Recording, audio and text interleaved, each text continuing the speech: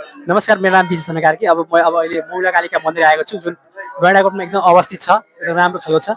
त्यसमा हजुरले भन्न सक्नुहुन्छ पहिलाको अहिलेभन्दा धेरै सुधार गरेर मन्दिरहरू, मठ मन्दिरहरू विभिन्न तरिका बनेका छन्। यसमा कुनैले यसमा बलि प्रथा हुन्छ भने यसमा नरिवल तरिकाले नरिवलको बलि दिएर पनि बलि प्रथा गर्न सकिन्छ, काटमाट नगरिकन। निष्पक्ष तरिकाले यो लगभग राजाको पालादेखि 500 वर्षदेखि यो बलि प्रथा सुरु भएको छ। यहाँ एकदम राजाको पालादेखि एकदम राम्रो भएको छ। विभिन्न दान पेटिकाहरू, भजन गाउने ठाउँहरू विभिन्न ठाउँमा स्थल पनि राम्रो हुँदैछ।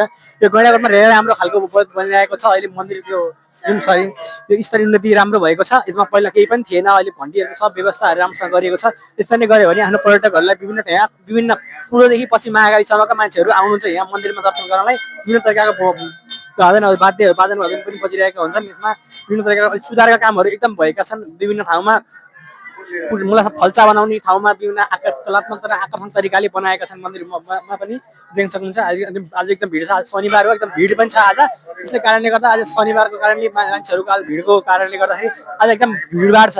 आज एकदम रमाइलो पनि छ। नाच्न सक्ने मान्छे नाच्न पाउनुहुन्छ। फोटो खिच्ने ठाउँमा फोटो हुन्छ। दायाँ बायाँ देउरीपट्टि साइडमा नारायणीको मन्दिर छ भने दाहिने साइडमा हाम्रो देवघाट मन्दिर पनि छ, अवस्थित छ। त्यसले एकदम राम्रोसँग गर्न सक्नुहुन्छ।